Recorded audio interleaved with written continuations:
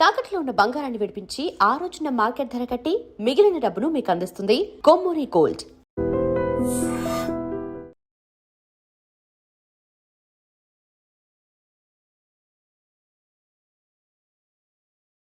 Sir పులి గడ్డిలో బాగా పరిగెడుతుందా? లేదా డ్రై ల్యాండ్ ఎక్కువ బాగా పరిగెడుతుందా? లేదా ఇందాక మనం రాజమండ్రి ఆ ప్రాంతంలో చూసాం, ఒక పంట పొలాల్లో జంప్ చేసి వెళ్తుంటది.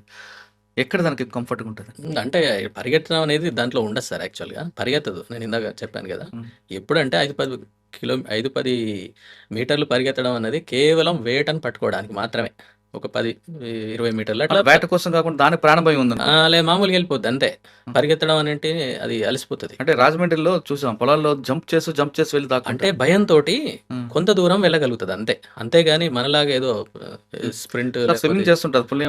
బ్రహ్మాండంగా కొన్ని కిలోమీటర్ల వరకు స్విమ్మింగ్ చేసేస్తాయి. దాన్ని కూడా ఇందాక నేను చెప్పాను కదా, చాలా ఏంటంటే సహజాతం, అది కూడా చాలా ఇన్స్టింక్ట్. అది కొన్ని కిలోమీటర్లు, కొన్ని గంటల పాటు స్విమ్ చేసేసి బయటకు వెళ్ళిపోతాయి ఒక ప్రాంతం నుండి ఇంకో ప్రాంతానికి. సహజంగా వాటికి ఉన్నటువంటి లక్షణం. ఆ మనిషి అయితే మనం నేర్చుకోవాలా, కానీ యానిమల్స్ వేటికి కూడా పుట్టుకతో వచ్చేస్తాయి.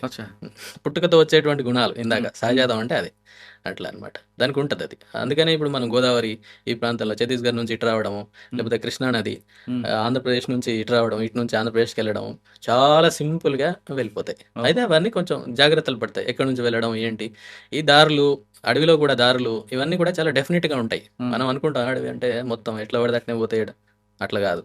దానికి కూడా ట్రైల్స్ ఉంటాయి, పాత్స్ ఉంటాయి. ఆ పాత్స్లో మాత్రమే వెళ్తాయి అవన్నీ కూడా పులి అట్లా. అంతేకాదు ఇప్పుడు మీరు నడవడం పోవడం గురించి మాట్లాడారు కదా, చాలా జాగ్రత్తగా వెళ్తుంది పులి. ఎందుకంటే దాని యొక్క ఇది ఉంది కదా, ప్యాడ్ ఉంటుంది. ఇక్కడ ప్యాడ్ ఉంటుంది, ఇక్కడ క్రింద ఈ పైన ఉన్నటువంటి, అంటే ఇది పైకి ఉంటుంది, ఇది పడదు. ఈ 4 పడతాయి. ఇవేంటి, కాలి వేళ్ళు, అంటే కాళ్ళే కదా, మన టోస్, ఫింగర్స్ అని టోస్ అనమాట. ఈ 4 పడతాయి, ఇట్లనే ఈ ప్యాడ్ పడుతుంది. ఇది అనమాట దాని ముద్ర. ఇది ఎప్పుడు కూడా చాలా మెత్తగా ఉంటుంది, చాలా మెత్తగా ఉంటుంది. మీరు పిల్లి చూడండి, ఇప్పుడు దీనికి పిల్లిని మీరు అబ్జర్వ్ చేస్తే పిల్లి గురించి చాలా విషయాలు తెలుస్తాయి.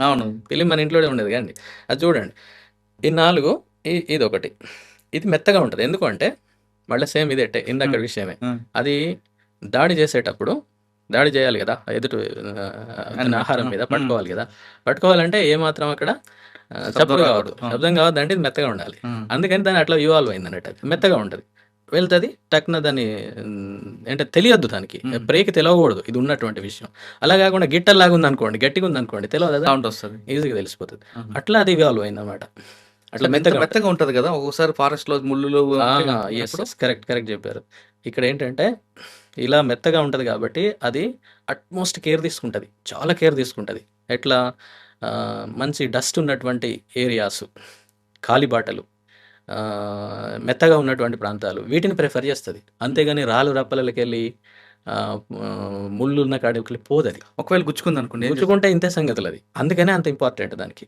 గుచ్చుకుంది అనుకోండి, గుచ్చుకుంటే అది చిన్న గాయం అయితేనేమో దానికి ఉన్నటువంటి ఏంటి వ్యాధి నిరోధకత శక్తి ఉంటుంది కదా, వ్యాధి నిరోధక శక్తితోటి ఇమ్యూనిటీ ఉంటుంది కాబట్టి అది గాయం మానిపోతుంది. పెద్దగా అయిందనుకోండి అది చచ్చిపోతుంది ఇక. ఎందుకు, గాయం పెద్దగా అయినప్పుడు ఆహారం సేకరించలేదు, వేట చేయలేదు కాబట్టి ఆహారం దొరకదు, చచ్చిపోతుంది అంతే. అంటే ఒక ఇంజురీ అనేటువంటిది దానికి ప్రాణాంతకం కూడా అవుతుంది. అందుకని అది ఏం చేస్తుంది అంటే, చాలా జాగ్రత్తగా ఉన్నటువంటి డెసిగ్నేటెడ్ ఏరియాస్, ఎప్పుడు ఉపయోగించేటువంటి ఏరియాస్, డస్ట్ ఉన్నటువంటివి, ఎలాంటి రాళ్ళు రప్పలు లేకుండా, ముళ్ళు లేకుండా, ఇలాంటి సేమ్ దీన్నే ఈ పోచర్స్ దీన్నే ఉపయోగిస్తారు. ఇదే టెక్నిక్ని వాళ్ళు ఉపయోగించుకుంటారు. వాడు ఏం చేస్తాడు, అది పోయేటువంటి దారిలో వెళ్తుంది అనుకోండి, అట్లాంటివన్నీ ఐడెంటిఫై చేస్తారు వాళ్ళు, దొంగలు, పోచర్స్. కొన్ని ప్రాంతాల్లో ఉన్నారు, ఎస్పెషల్లీ నార్త్ ఇండియాలో కొన్ని. అవునండి, మనం చూసా కూడా గ్యాంగ్ వార్తిస్, బవేరియాస్ అని. అంటే వీళ్ళు ఒకప్పుడు ఏంటంటే అక్కడ ఉన్నటువంటి రాజులకు, వాళ్ళందరికీ కూడా హంటింగ్లో వాళ్ళకు హెల్ప్ చేసేవాళ్ళు అనమాట. అట్లా ప్రొఫెషనల్స్ వాళ్ళు.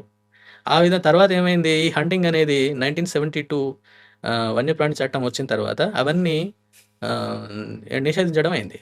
తర్వాత వాళ్ళకి ఏమి ఉపాధి లేకుండా పోయింది, వ్యవసాయం అట్లాంటి పనులకు వెళ్ళిపోయారు. కానీ కొంతమంది ఈ దీంట్లోకి మళ్ళీ ఇదేమైందంటే, ఈ టైగర్ గురించి, కొన్ని మూఢనమ్మకాలు ఇలాంటివి ఉన్నాయి కదా! వీటి కారణంగా దీని ఒక మార్కెట్ ఇలాంటివి ఉండడం వాటిని చంపడము హ్మ్. ఇలాంటివి చేస్తుంటారు. వాళ్ళు ఏం చేస్తారంటే హ్మ్. ఈ దారిలో ఆ టైగర్ పోయేటువంటి దారిలో అట్లాంటి వాటిని ఐడెంటిఫై చేసి వాడు ఏం చేయడు సింపుల్‌గా ఎండు పుల్లలు, ఎండు కట్టెలు దాని అడ్డంగా ఏస్తాడు అంతే. అదేం చేస్తది? వచ్చిన తర్వాత దానికి అర్థమవుతది. ఇక్కడ ఏదో ఎండు పుల్ల ఉందనంటే అది కట్టె ఉందనంటే అది డీటూర్ పక్కకు తీసుకుంటది. హ్మ్. డైవర్షన్ తీసుకుంటది. ఆ డైవర్షన్ తీసుకునే కాడ వాడు ట్రాప్స్ చేస్తాడు. హుహు. అందులో పడిపోతది. అంత సింపుల్. అంటే ఇక్కడ చూడండి అది మెత్తటి ప్యాడ్ కారణంగా, కారణంగా ఆహ్, అదేమో వేరే వాటిని రాళ్ళు, పుల్లలు, ముళ్ళు ఉన్నటువంటి ఏరియాకి ప్రిఫర్ చేయకపోవడం వలన ఇలా ట్రాప్‌లో పడిపోతుందన్నట్టు. సార్ ట్రాప్‌లో పడింది. వాడు తీసిన గొంతులో పడిందనుకుందాం. హ్మ్. దాన్ని ఎలా చంపుతాడు? చంపుతారండి వాళ్ళు స్పియర్స్ పెట్టి చంపేస్తారు. ఇక దానిలో పడ్డ తర్వాత ఏముంది అది ఎంత శక్తి ఉన్నా హ్మ్. అదేం చేయలేదు. పొడుస్తారు. ఇక రకరకాలుగా చేసేస్తారు. అరుస్తది కదండీ అది. అరుస్తది. అన్ని రకాలుగా చేస్తుంది. పొడుస్తారు వాళ్ళంతా. ఓకే. పొడిచి సార్ పొడిచింది చంపిన తర్వాత కొన్ని స్టేట్‌లో చూసా. హ్మ్. వాళ్ళు తీసుకెళ్ళి చైనాకో వాటికో అమ్ముతారట. అదే సార్ ఇక్కడ ఏంటంటే దీని చుట్టూ కూడా కొన్ని అపోహలు ఇవన్నీ ఏం లేదు. టైగర్ అన్నీ ఏదో చెప్తారు అదంతా. టైగర్ మాంసము, లేకపోతే దాని చర్మము, దాని యొక్క గోర్లు, దాని యొక్క దాని మీసాలు బోన్స్ తీసుకెళ్ళి అమ్ముతున్నారంట. దానివల్ల అన్నీ. అయితే ఏముండదండి అందులో. అదంతా ట్రాష్ ఏమీ ఉండదు దాంట్లో. హ్మ్. అవి తింటే ఏదో అవుతది. హ్మ్. లేకపోతే ఇప్పుడు మీకు అక్కడి దాకా ఎందుకు మనం అవి పులిగోర్లు మెడలేసుకొని అదంతా ఏమైతది పోయిద్దిలే. దాంట్లో? ఉండదు. ఏం పులి చర్మం మీద కూర్చోవాలి. కూర్చుంటారు. కూర్చొని పూజలు చేయడమో, లేకపోతే ఇంకేదో లేదా పులి ఏమి చర్మం ఉండదు గోడకు సార్. పెట్టుకుంటే డబ్బులొస్తాయనో. ఏమి ఉండదు అదంతా గూడా. ఇవన్నీ మూఢనమ్మకాలు. ఓకే. ఇప్పుడు ముఖ్యంగా చైనా లాంటి మార్కెట్‌లో అది ఎక్కువ నమ్మకం అన్నమాట వాళ్ళకి బాగా. హ్మ్. దాని కారణంగా ఇక్కడ పులులు చంపేసి బయటికి వెళ్ళడం ఇలాంటివి జరుగుతుంది. ఇదొక ఆర్గనైజ్డ్ క్రైమ్ అవుతుందండి. యెస్. ఇక దానికి పెద్ద ఎత్తున పెద్ద ఆర్గనైజేషన్స్ కూడా ఉన్నాయి. ఇంటర్నేషనల్ లెవెల్‌లో గూడా దానికి ఉన్నటువంటి ఎక్కువగా తడబ మీద ఎక్కువ ఫోకస్ ఉందని ఈ మధ్యన తెలుస్తుంది. అన్ని చోట్ల అంటే ఎక్కడైతే టైగర్ ఏరియాస్ ఉంటాయో హ్మ్. అక్కడ అంటే ముఖ్యంగా ఇంకేం చేస్తారంటే వాళ్ళు ఎక్కడైతే వీక్‌గా ఉందో వీక్ ప్రొటెక్షన్, వీక్ కన్జర్వేషన్ ఉంటది గదా! హ్మ్. వీక్‌గా ఉన్నటువంటి ప్రాంతాలు అంటే సరిగ్గా ఎన్ఫోర్స్‌మెంట్ లేక అట్లాంటి వాటి మీద ఎక్కువ చేస్తారు. అచ్చా! ఈ తడోబా లాంటియంటే ఓకే. వాళ్ళు ఎస్టాబ్లిష్డ్ బానే ఉంటది. బట్ ఉండొచ్చు చెప్పలేము. ఓకే. అదే ఇది ఎప్పటికి ఇక మేము నిరంతరం దీనిపైన నిఘా పెట్టాలి. ఇప్పుడు కొత్త వాళ్ళు ఎవరైనా వచ్చారా ఊళ్ళోకి? హుహు. ఈ ప్రాంతంలో ఎవరైనా ఉన్నారా? ఏం చేస్తున్నారు వాళ్ళు? ఇది గూడా అటవీ డ్యూటీ. శాఖ వాళ్ళు యెస్ చూడాల్సిందే తప్పదు. మీ దగ్గర ఎన్ని ఉంటాయండి కవ్వాల్లో? కవాడ్‌లో ఇప్పటివరకు ఆ ప్రాంతంలో అంటే కవాడ్ టైగర్ రిజర్వ్ విషయానికొస్తే ఇప్పుడు గూడా ఒక 7, 8 వరకు ఈజీగా ఉన్నాయి సార్. అవి ఈజీగా తిరుగుతున్న ఫ్రీగా ఉన్నాయంటే వాటికి కావాల్సిన ఆహారం దొరికిందా? అవి కూడా బయటకొస్తాయా? ఉంటున్నాయి. ఏం లేదు. బయటకొచ్చే లేదు. అవసరం లేదు. లేదు. ఉన్నాయి. ఓకే. అక్కడ ఉన్నాయి. సార్ పులి పంజా కొడితే ఎంత వెయిట్ పడతదండి? చాలా సార్ అది ఏంటంటే కొన్ని వందల ఏంటి దాన్ని పిఎస్ఐ చెప్తారు కదా ఒత్తిడి అంత. హ్మ్. అంటే దాన్ని మామూలుగా చెప్పాలంటే ఏం చెప్తారంటే ఫర్ ఎగ్జాంపుల్ ఒక ఎద్దు తల ఉందనుకోండి. హ్మ్. ఎద్దు తల మీద గనక కొడితే ఎద్దు తల పగిలిపోతది. పులి పంజాతో యెస్. ఆ! పగిలిపోతది.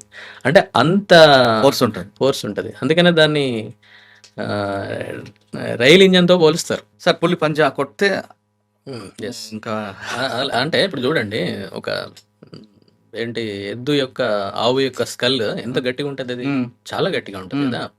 సో, అదే పగిలిపోతది.